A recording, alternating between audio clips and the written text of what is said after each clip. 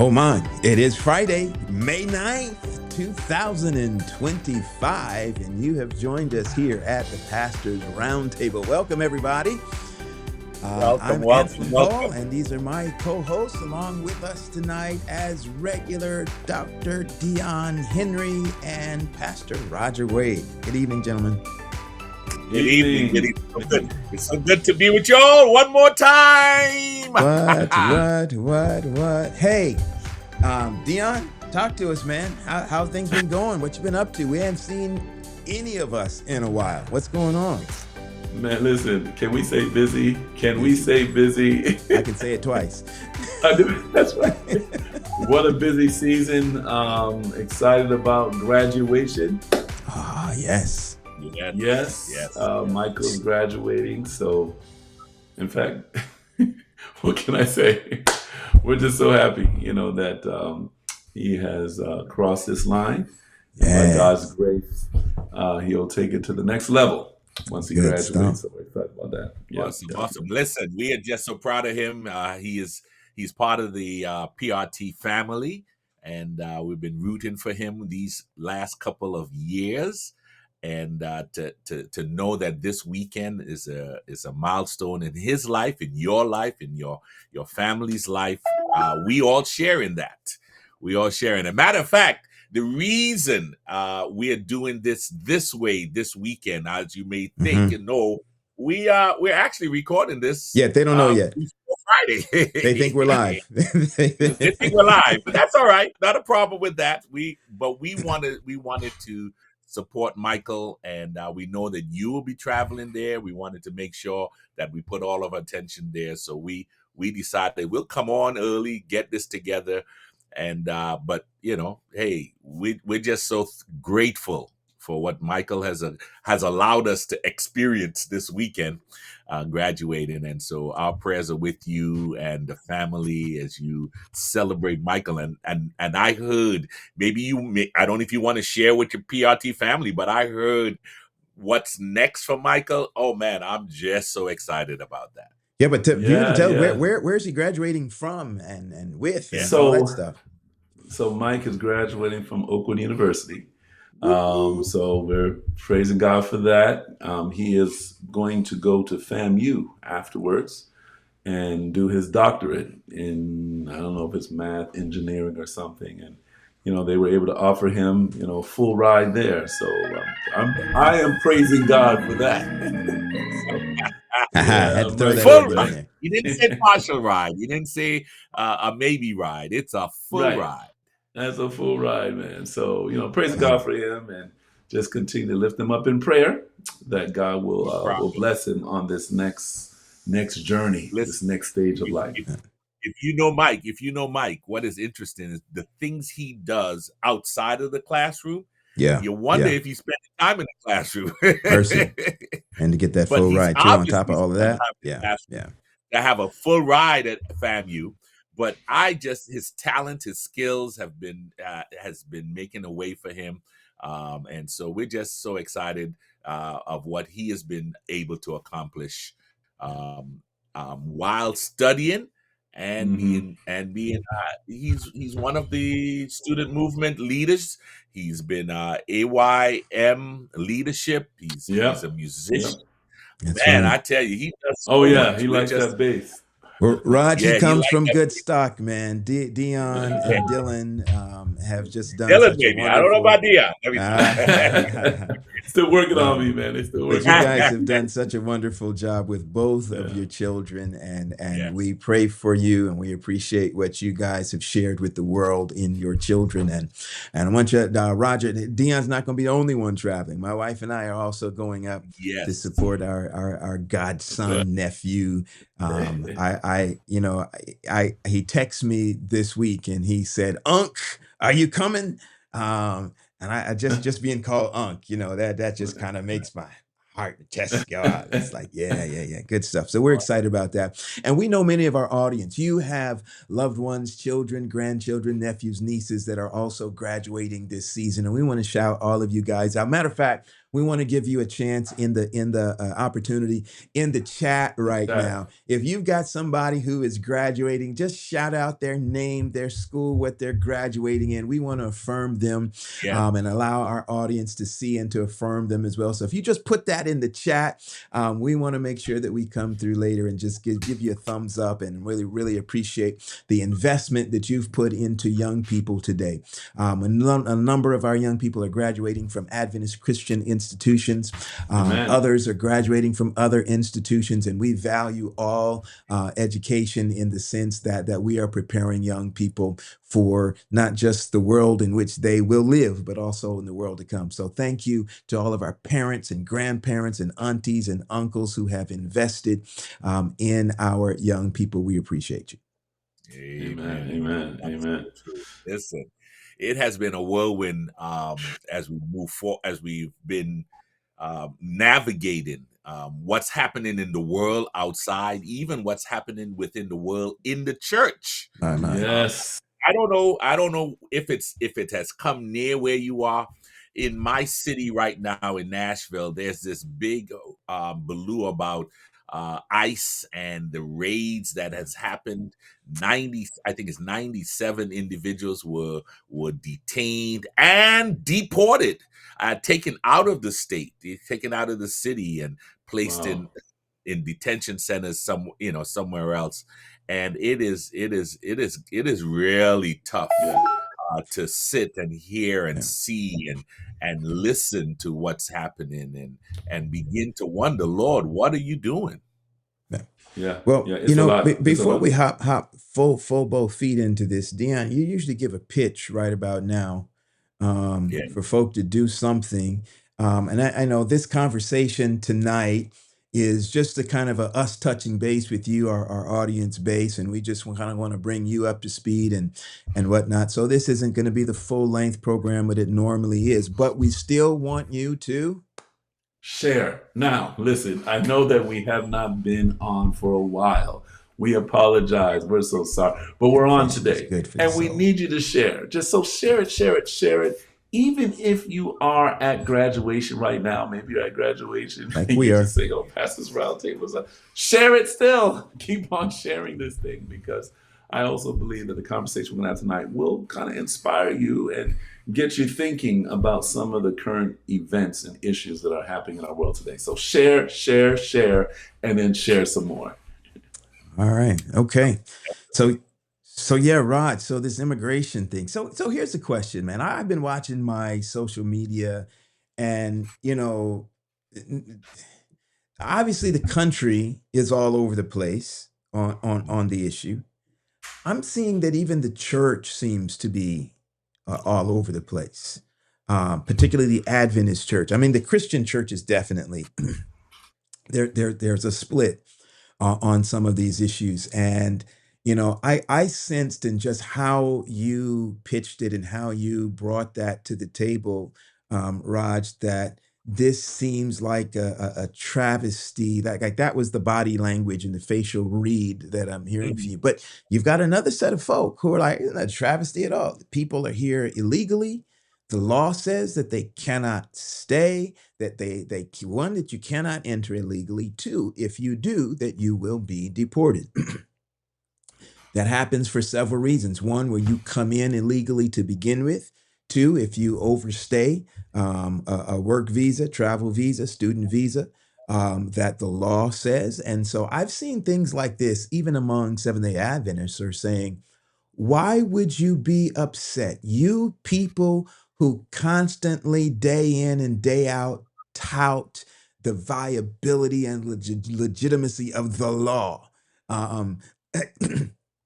Seventh-day, you believe in the law. Seventh-day Adventists, you talk about the Ten Commandment law, this, that. Why would you be upset or angry over simply the nation enforcing the law? So why is it that there, and here's the other thing that I've seen, that we will see that in comparison, it becomes to look political, so that this is a left-leaning swipe against a right wing administration. They're saying, but how come y'all didn't say nothing when Obama deported more immigrants than any other president before him. Where was all of this uh, uh, emotion and all? Where was all your noise then? That's some of the stuff that I'm seeing in my social media feeds and whatnot. Listen, How do you respond to that? watch this. I got breaking news. I got breaking news. Okay, Can we do breaking this news. now? Da-da-da-da. Do I have a Breaking breaking news. news audio? So they said white smoke has risen above the Sistine Chapel. Is what they're saying. Already? They said right now. They Right. said the signal that the Cardinals have chosen a new pope on the second day of the conclave. Oh, mercy. So I don't Yeah. know. Crowds are eagerly waiting below in St. Peter's Square. All right. For the name? So I guess. You heard it here I don't first know. on Pastors Roundtable. No, Recorded. they heard it yesterday. We haven't deleted, but to answer your question, we'll get to that in a minute. But to answer your question, my biggest my biggest concern is that yes, we are believers of the law, but even the very same law that we are trying to uphold says there's due process. And it doesn't seem like the law is being followed. And then I have to be honest, and you have to filter a lot of what you're hearing, or what I have to filter a lot of what I'm hearing and what I'm seeing. We only see the sensational story. We don't really see the story that really is the underlying facts. Now they're saying, hey, they're connected to gangs, they're this, they're that. But then the story we're hearing is, well, no, these are law-abiding folks. These are folks who, I'm not dealing with the legality of whether they came into the country legal or not. I'm just dealing with the legality of there was not a sense of finding out exactly what's happening. It's like we scoop you up and you're gone. And they're citizens. Some of them are citizens. One person had a tattoo, and because they had a tattoo and they came from another country, they were already lumped into. It's that kind of frivolity that I'm talking about. Is kind of hurtful, because as one person says, today for them, tomorrow for you. That kind of thing. Yeah. I mean, it's getting out of control. Let's just be honest. It's getting out of control. I mean, taking people, even those who have legal documents here. I mean, you've heard it on the news. They're taking them. So it is out of control. It's wrong. They need to, address this. Families are being torn apart, and then you have conversations where now it's being said. I know it's not law, and they're fighting against this, of course, but they're saying, hey, if your parents come from another place and the child is born here, maybe that person should not be a U.S. citizen. Your child is born here. So it's out of control. It really is. And we're hoping that something can happen so that there will be a more peaceful way to deal with immigrants, right? Giving people an opportunity, of course. And how can that opportunity be open? What can we do? Right now, people apply and it takes years and years and years, but what can we do so that the process could be a smoother process, a more peaceful process, a process where, so all of those things have that, because let's face it, we praise God for those who are immigrants that are here, because a lot of work has been done through them, a lot of hard labor, and there's a lot of things that we have now because of, in fact, the whole country is built off of immigrants. The whole country, really, when you look at it. So that's but come on, let's. So I got friends that I watch and that I see, their comments and their commentary on this, and they're saying, look, our issue isn't about immigrants, it's about illegal immigrants. And a large, I'm saying large, there is a portion of that community that is saying this are immigrants themselves, and they're doing it from the perspective of, my family came here, we had to wait and toil through the system to get in properly and legally. We had to be on the waiting list. We had to go through all the stuff. And every time somebody comes and does it illegally, they're feeling like it pushes people who were in line. It's like cutting the line, jumping in, and it pushes them further back. Now, I'm not so sure that that has any bearing on reality. Like, I don't know that anybody's saying, okay, we have two illegal immigrants ahead of you, so you have to wait, except for how it may tie up the court system. You come in illegally, sometimes you'll get, once you're in illegally, you can request, you say, here, I'm coming in on asylum, whatever, and you'll be given a court date, but that date is pushed way down the path. And I think they share those courts with, so there is a, I think maybe a case to be made that for those who were trying to do it the right way and trying to do it legally, that it makes them have to wait even longer because the system is bottlenecked with having to deal with illegal immigration cases as well as legal. Now, I'm not sure if that's how it works, but just from the outside, that might be part of the reason why we see a lot of immigrants themselves speaking up and saying, yeah, they need to go. Yeah, because they're keeping my auntie and my uncle or whoever else from being able to get in as quickly as they could have. But the angst for me is not necessarily that aspect of it. I'm looking at it from, as a church leader, I'm looking at it from the perspective, how does the church weigh in, or how do I as a believer weigh in to that situation when we have been, quote unquote, over the years dealing with separation of church and state? How do we minister to a group of folks and not get deep into the weeds when it comes to those things? It just, there's no line, there's no demarcation as to, hey, this is how far we can go, or we can't go any further, or do we go further, you know?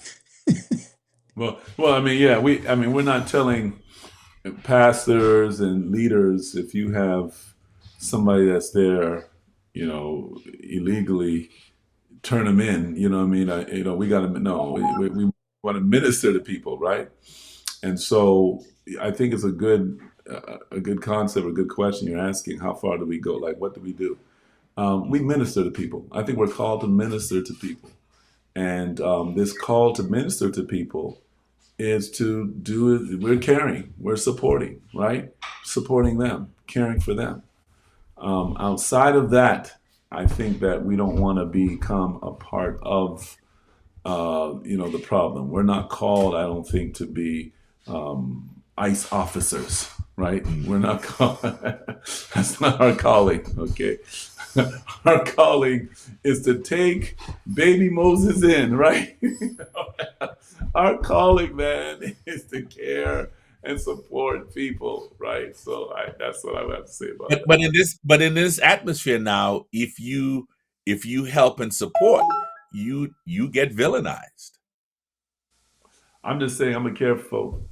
Hey, listen, I'm gonna pray for you. Hey, can I? Okay, some folk are gonna have some issues with this.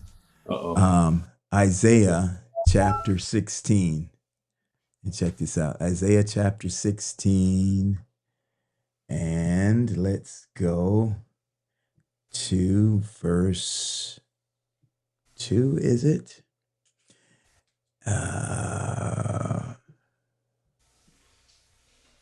No, am I saying the right thing? No, 3. Let's go to verse 3. And many people, oh, I'm sorry, I'm in the wrong book. I'm in the wrong chapter. What did I say? 16. Take counsel, execute judgment, make your shadow as the night in the midst of the noonday. Uh-oh. Go on. Go on. Say it. The Bible, y'all. This is Isaiah. It's not Pastor Talk Paul. Talk to us. Hide the outcast. Come on. Hide the outcast. Bewray not him that wandereth. Okay, let me give you that in a different bewray. That's Old English. In other words, it says, do not reveal the fugitive. The NIV says, do not betray the fugitive. Bible, come on. So when you say, well, it's not religious or biblical, like, but the question is, does the Bible have something to say on some of these things? Now, I can already hear the argument on the other side of this. So the man who okay, so the illegal immigrant who murdered and raped a 3-year-old. Are we hiding that outcast? Judgment. I'm not. I'm just saying. Yeah. Judgment. And justice. And I think that's the point. And I think this, and I know we're talking on this and we got other stuff to talk about, but I think what people miss, and y'all know that I'm a hobbyist, historian hobbyist. I love history. Here's the thing. What the administration did was, when we talk about the due process piece, where I think that for most of us, for most thinking people, sane people, people who believe in law and order, that the issue is, what does the law say? At least it ought to be. And I'm finding that some of the people who have traditionally said we believe in law and order, they don't. They're lying. They're taking law and order and they're throwing it out the window because they don't care. They use law and order as a crutch to be able to enforce their own biases and to protect them from their own in fears. And I have no apologies for saying that, because I think that's what a lot of people do. But here's the reality. The laws, people say they are illegal immigrants. They don't get due process. Yes, they do. It means you don't know the law. We have 3 Supreme Court cases dating back from the 1880s that have, at least 3, only 3 that I found, and there may be more, that have said that because the Constitution gives the rights, particularly the 14th Amendment, the 15th Amendment, they say the Constitution does not apply to people who are not citizens. Yes, it does. Over and over and over, both appellate courts, the Supreme Courts have ruled that they do. Constitutional rights pertain to persons that are present here in the United States. So people who are saying that citizens don't get the protections of the Constitution don't know what they are talking about, or they are just outright lying. Here's the one caveat that and there are some caveats, but here's one of them that I think the administration kind of knew and they made provision for by doing what they're doing under that 1798 Alien Enemies Act. The 1798 Alien Enemies Act gave the president broader authorities to be able essentially to deport people without any due process. Or at least, and even then, it has caveats, says inside that act, and I've read it verbatim. And it says that there gets to be a judge. Still, people have to go before a judge, but it does not give them the right to a lawyer that a regular due process would be. But they are still not supposed to be just rounded up, thrown in prison, and shipped overseas. Even the 1798 Alien Enemies Act says that they must go before a judge. And all of that. So that's one of the issues, that if we're going to do this legally, then do it legally. Don't just grab somebody, accuse them of something, because this is the same kind of stuff that the people who founded this country came over here for. Because in their countries, in Britain, the illegal searches where the British king would send British soldiers and just kick a door down and barge in and do illegal searches without warrants, all of those sort of things.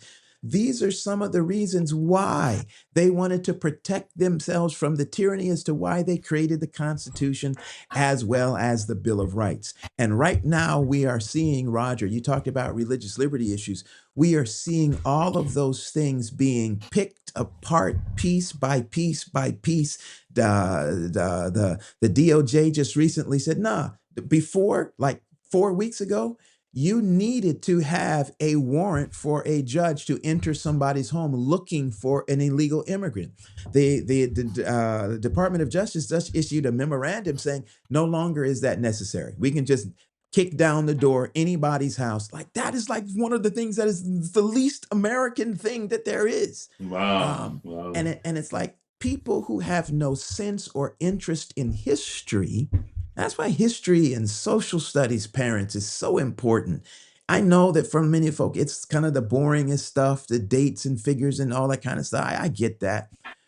But if you don't know where you come from, you don't know where you're going, and you will often repeat. What's the old saying? Say, those who do not know their history are the ones who are most prone to repeat it. Repeat it. And so, and it is exactly where we are headed. That we have an American population, very, very largely uneducated when it comes to issues of civil liberties. And so I think we're going to continue to see them erode bit by bit. And they're not even eroding bit by bit. They're eroding hand Big over hand, chunks. fist over fist. But you see, I realize, I'm beginning to realize. I was looking at YouTube. They were talking about Senator Warnock having a town hall meeting. Someone asked a question about funding Israel. He never really dealt with it, but then I started to have a question that said, in my mind, I'm saying, where do we land on some of these things? The text you pointed out, Isaiah 16 verse 3, speaks to the fact that we need to make a decision. If I'm reading the Bible and I believe the Bible, there's some decisions I need to make as an individual, and even a higher responsibility as a leader in this church. And I'm not talking about just because I'm at the conference level, even just being a leader in your local church. How do you impact sharing that biblical knowledge, that to the people who themselves are not biblically literate? Those are the things that we're struggling with. Do we just go along with the flow? Hey, we'll just or are we called to be that voice that preparing in the wilderness, which then gives a higher responsibility to the church as a remnant church. Good. Which then, hey, how do we speak to the issues that we're dealing with? Dion, I think that what we often see, not always, but we often see as preachers, that we react emotionally to a circumstance, and we will try to find social rationales or what we believe are moral rationales that come out of our own feelings of how we react to these things, as opposed to really going and searching and finding biblical and historical basis for what we're teaching and preaching, as opposed to, in regard rather to what Roger is saying. How do you see that? As I'm thinking about, the subject that Roger mentioned about immigration, the scripture, we want to be biblically based, right? Mm-hmm. The scripture that you just gave on Isaiah 16:3, is that what you meant? Yep. I got more. What is our? Say it again. I got plenty more. Exodus chapter 1, verse 17. The midwives, however, feared God and did not do what the king of Egypt told them to do, and they let the boys live. I mean, you can go on and on. Rahab hid the spies, they illegal immigrants. She hid them. Right. So and it is through her line that Jesus comes. I mean, right, she is measured, she is counted with the faithful in the book of Hebrews. I mean, yeah. So this is where I want to go with that. When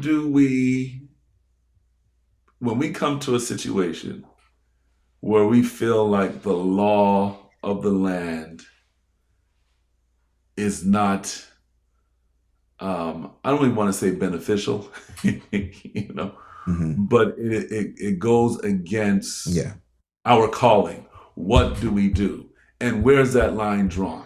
Right? So, and it could be even simple, like, okay, we speed. Is that really breaking the law, or is that, Yes, it is. It is. I think you got a witness. I think you might be a witness. I'm Roger. not. I wasn't a witness. I was the offender. I was the defendant.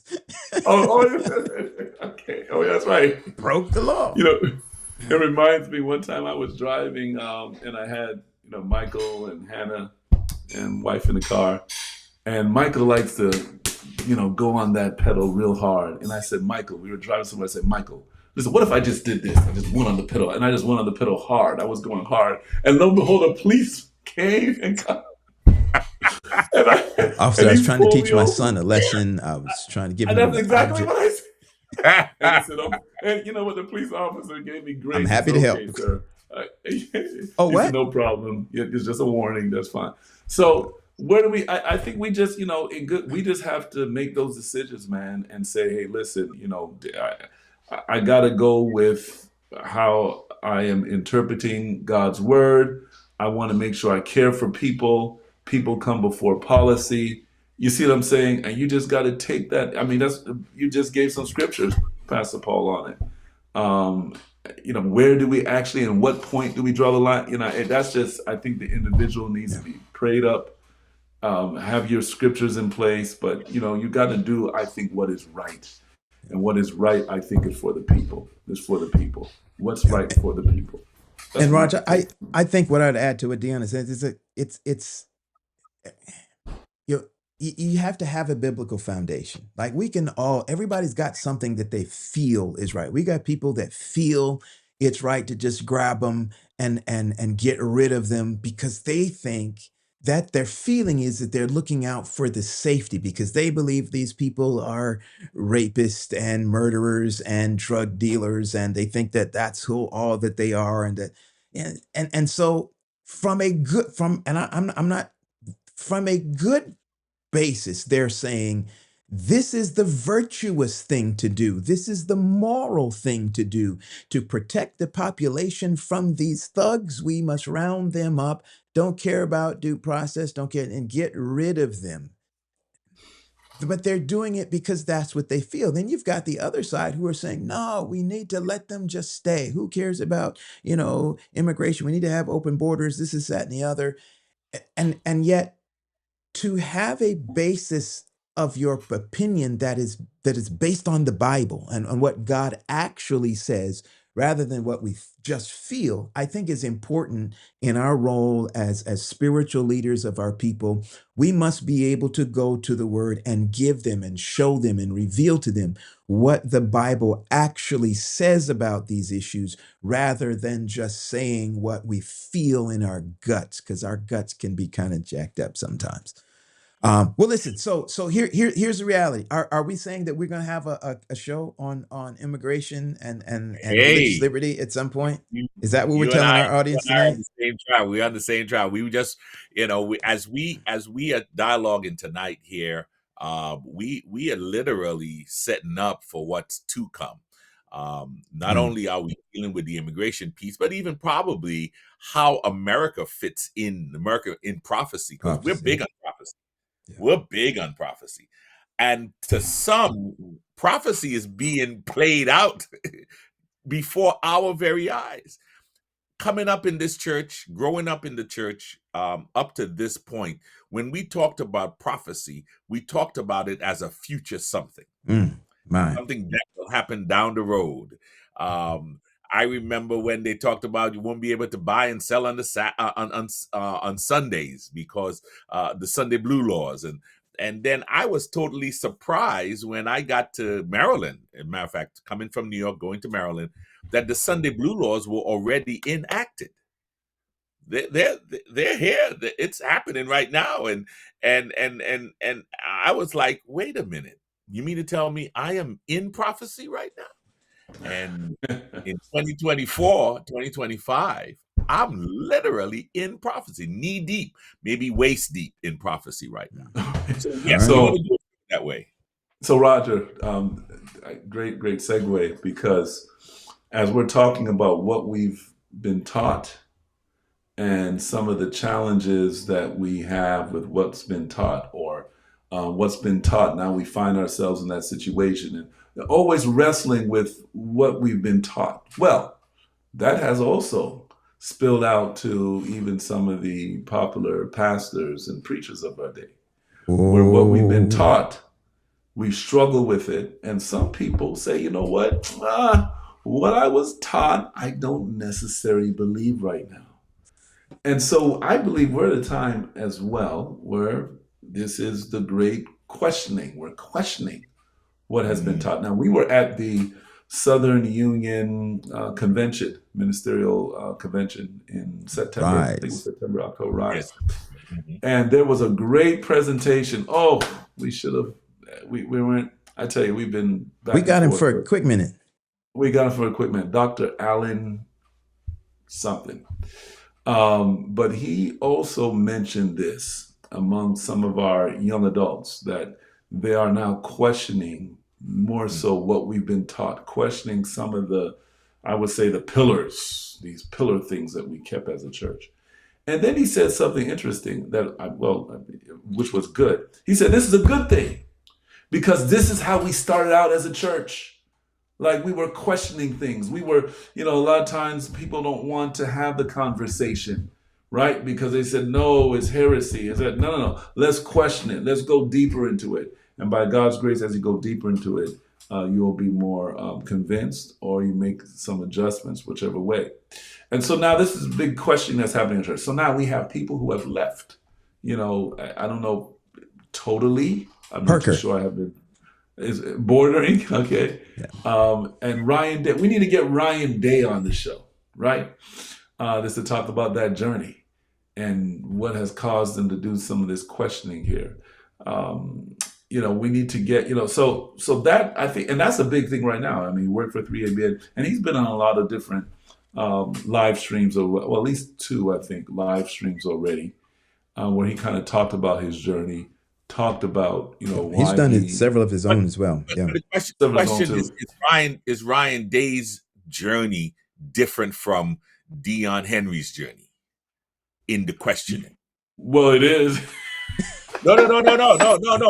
Let's be honest. I mean, even my questioning, Anselm's questioning, our questioning different than his questioning.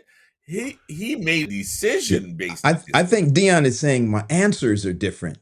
And I think what Roger is saying, the questioning is normal. The questioning, that's what I'm saying. Asking the questions, at least if it's not normal, I'm saying it ought to be normal. I need it ought to be normal. It ought to be normal. If what I believe measures up. That's not the issue. I think where Dion was, he can speak for himself, but I think Dion was saying my answers are different than me. I don't know, Dion, is that what you're saying? Yeah, my answers are different. My journey is different, but maybe our answers are the same. It's just that we made a decision different.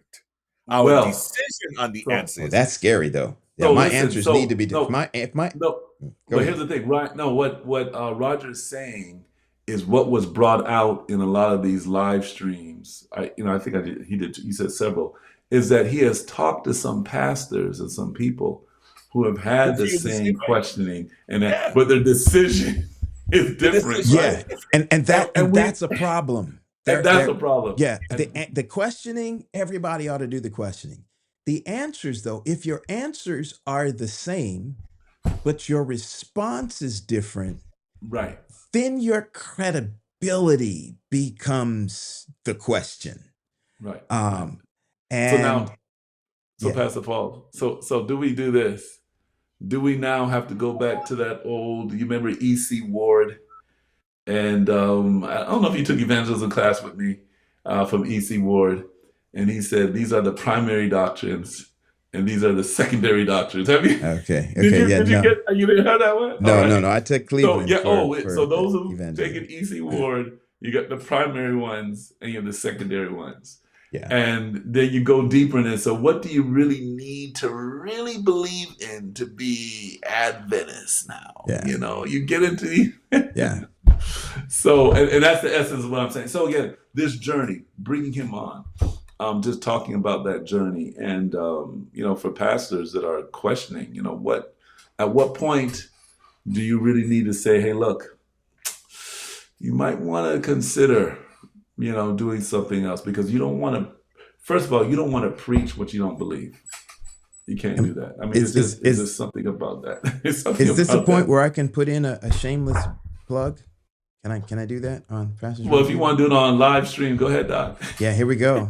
Here's another book that I'm working on. I haven't told you guys about this one. What happened? This is the working title. Might not be the end title. But what happened to the prophetic voice? How Glacier View, white evangelicalism, and silence on civil liberty shaped a generation of Adventists. That's interesting. Glacier View. You get the connection to Glacier View? I may have missed it, but okay. Glacier View was the Desmond Ford thing. Desmond Ford. So Desmond Ford, he's this conference where they're questioning some of the same stuff that Ryan Day is questioning a lot of about Daniel chapter 8, Daniel chapter 9. A lot of our scholars are looking at that stuff and they're saying, and they're taking very much the same stance or the same path as Desmond Ford. And when Desmond Ford, when that thing took place, that study took place in Glacier View, Desmond Ford, his credentials were taken, and there were across the world, there were a number of Adventist pastors that just resigned because they felt that Desmond Ford was correct. But to your point, I don't know who's making the point. There were a lot of pastors who did not resign. Right. They kept their jobs, even though they agreed. And the theology of within the Adventist church begin to shift. Some say for the better, some say for the worse. But a lot of that, I think, has materialized into, and you'll have to get the book to see the rest. Listen, to our viewers and those watching, we just want to celebrate our co-host here, Anse Paul. He is forging into the literary world here. We're excited about that. It has unleashed. There's some things you've been seeing on social media where he has written and has brought about some thought from leaders. I've gotten a few folks, because they know we work together, they have called me directly and say, hey, what's going on? Aslan boy, he's bringing it out. He's doing a great job. So we just want to celebrate it. But we're looking forward to that. I think you're almost on the crux of a different book, a recent book that has a title, has a cover, and you're finishing that up right now, right? What is we gonna do? Yes, sir. What is we gonna do? Yeah. But crank them out, baby. You're so correct. The thing that gives me pause with this, yes, we may, the questioning is right. Maybe even the answers are the same. That is it the lack of courage or the lack of a spine? Is it what is it that makes the next step or allows you to make the next step when it comes to those kinds of things? So yeah, that kind of conversation needs to happen, and I look forward to having that conversation. He'll come on. We tease that. Okay. We got one more, guys. I know time is getting away from us tonight. Time is getting away. Yeah. Okay. One last thing. I don't know if it's the last thing, but one thing is there's another thing that we're seeing hit our church right now, uniquely the Seventh-day Adventist Church, and that has to do with connected to our beginnings here at the Pastors Roundtable. We began in the middle of a pandemic. And the pandemic not only birthed the Pastors Roundtable, but it also birthed a shot. What do you call it? I almost said insulin. A vaccination. A vaccination, a vaccine. And many people were very skeptical of that vaccine at the very beginning. I was one of them. I was like, there was one individual who was, all up in the news media saying, this is a beautiful vaccine. This is a beautiful thing. It could not have been here except that I had, made this. And you never would have had it so quickly without me. And I was like, oh, yeah, there was some skepticism on that. Like it seemed to be rushed through. It came so quick, whatever it didn't go through. It felt like it didn't go through all the tests, this, that, and the other. Um, and so, yeah, there was a lot of people skeptical. But when it came to 2015, the church, Seventh-day Adventist Church, had made a statement. In their statement, Seventh-day Adventist Church says essentially that we do not have a religious objection to people taking vaccines.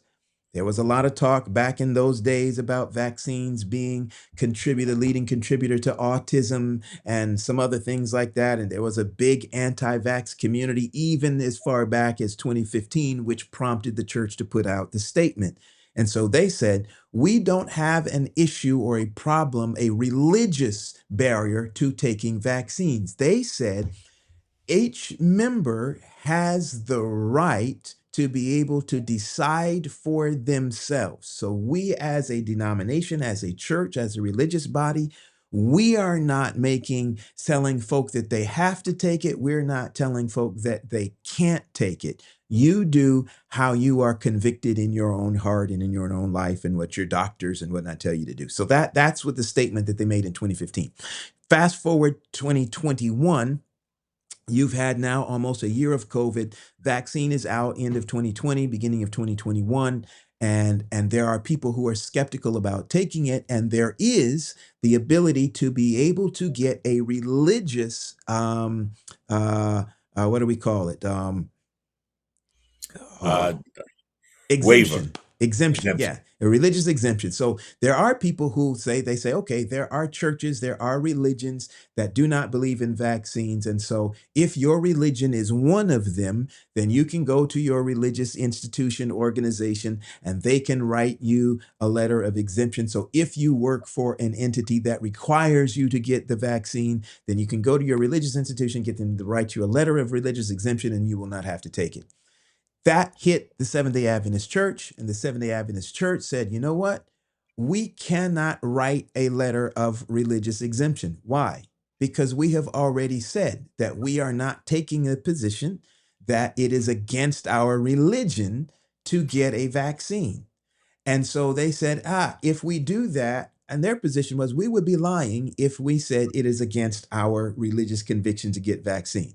Now, you could have gone back 60, 70, 80 years and said, in order to get into even our schools, you were required to get a vaccination. When we sent missionaries overseas and they were required to get vaccinations, the church never said no. Our volunteers, our missionaries, because of religious purposes, don't need to take this. We never said that. So to come and say it now, so in 2021, they reissued a statement saying, basically, we still maintain the same position that we held in 2015. Now, there's a whole lot of folk in the Seventh-day Adventist Church, and some of you have been reading stuff about some of the churches up in Michigan, and one particular church, a village church, a Dr. Conrad Vine, some of the stuff that's been going on up there that has really beginning to rock and to shake the church, with a whole group that said the church was wrong for issuing those statements. And there are people who are saying that the church sided with Babylon, and the church is becoming the arm of the state in requiring people to take these vaccines and this, that, and the other. And there, as some of you may know, there's been a petition that is going around with several churches around this country and other countries around the world. I understand that there are a couple of conferences now that have signed this petition asking the General Conference to apologize for both of those statements, Wow. because There are church employees who ended up taking the vaccine who got seriously ill. Some allege that people have died from the vaccine. Some allege that there are people, because of the vaccine, have become paralyzed and have had some adverse health reactions to it. And they feel that the church, because of the statements and because they refused to issue the religious exemptions, they believe the church is complicit. And I've seen this online. They're saying the church is complicit in murder. And there are calls Wow. for the General Conference president to resign immediately, for the parole director, Gwinon, I don't know if I'm saying it, Diop. Diop. I know the Diop. Diop part. Yeah, that he should resign immediately, that their credentials and all that kind of stuff should be taken from them, that they are wolves and they have, sold the people of God out, et cetera, et cetera. So that's another conversation that is going to be interesting, I think, to delve into, because it is not, it seems like maybe it's a small fringe group within the Adventist church that have leaned that way. It's growing bigger. I'm not so sure that it's as small as some people think. Yeah, it's growing bigger. It's growing bigger. Yeah. So, and then when all of this, when that situation at Village in particular started, it ripped back the Band-Aid about the conference reach into the local church, and how much control or leadership, and so that was one issue I thought that would have been the issue that would have taken root. But for the vaccination situation that came up, I did not see that coming. And that seemed to have resonated more with other places than what, the conference leadership going in and leading and taking, doing something with the local church board, when the local church board made a stance. And, that was that. I thought that would have been the more juicier thing that would have caught on, but it doesn't seem to be, per se. But I we have been very, as an Adventist church, we have been very locked in step by step with science. And it's interesting that is where we're getting a lot of turmoil in terms of how we receive science and receive what is being brought up or taught or made to say that this is the direction we need to go when it comes to our health and our conscience. And I think the direction. The direction now, I'm even hearing now, I think we kind of alluded to it in our pre-show, dealing with how Ellen White lines up with this with the health message and how, man, I tell you, I really don't have an opinion on it, because I'm now hearing about it. But you are correct that it's interesting for a church that's very connected to science to have this controversy happening. Maybe I'm seeing it different. Yeah, so there is this conflict that that existed, and I think continues to exist in certain segments of Christianity, between religion and science. Religion and science. There was this conflict, right? Science is bad, don't go. Yeah. But now there's this coexisting together. Which I think the Bible, it tells us that who is the author of science? Psalm 19, verse 1, and even Acts chapter 14, 15. The living God who made heaven and the earth. Exodus chapter 28. So now there's this coexisting between the biblical authority and science. With science is just detailing those fundamental, principles and concepts that's in the Word of God. So, for example, the Bible will tell you to be a good steward. Well, that's another illustration dealing with science, not dealing with science, but dealing with another matter. But if that's dealing with science, God will say, the Bible will say, I wish that all will prosper and be in good health, right? Yeah. But the Bible's not going to say to you, drink 8 glasses of water. You know, That's it's right. not. Yeah. It's not. It's going to say to you, what's your BMI, your body measure. You know, it's not going to say all that stuff to you, right? Science does that for you, right?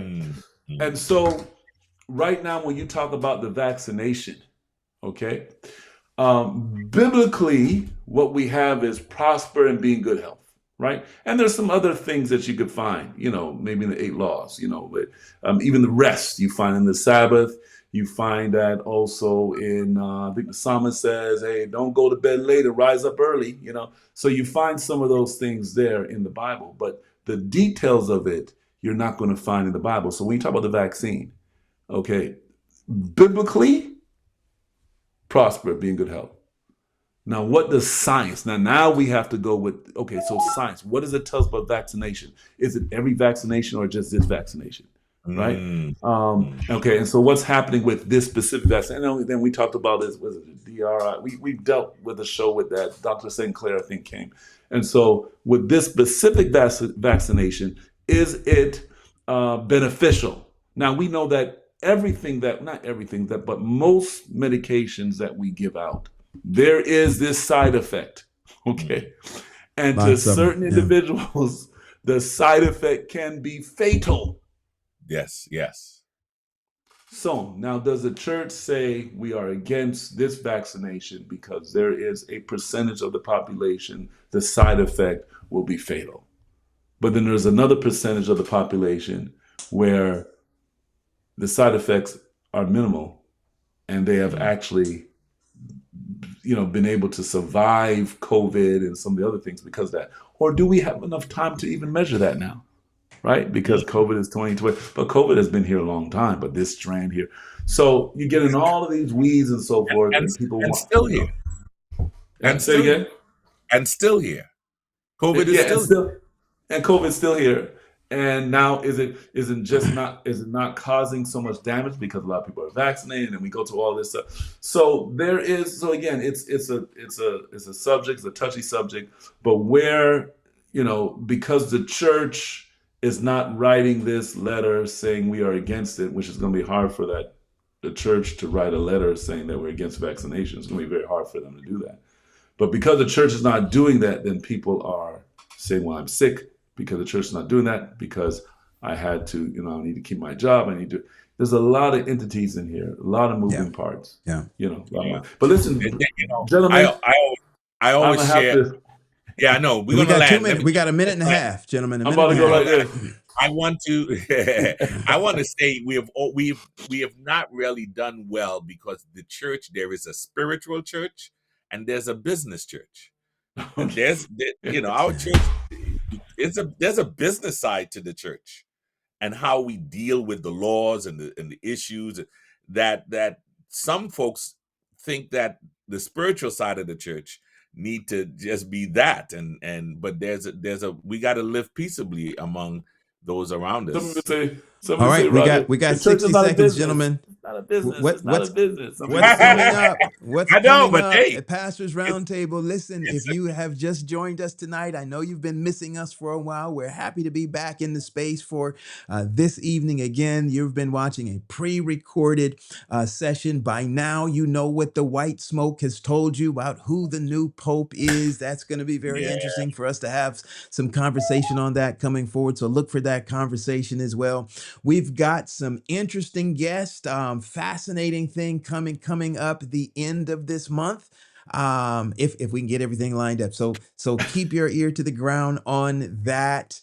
I'm excited about some of these shows that we've got coming up. Again, we're not going to be with you every single Friday night like we have been going forward. We're trying to get our schedules together to arrange something so that we can tell you something definitively as to when to look for us. So look for that announcement within the next month or so.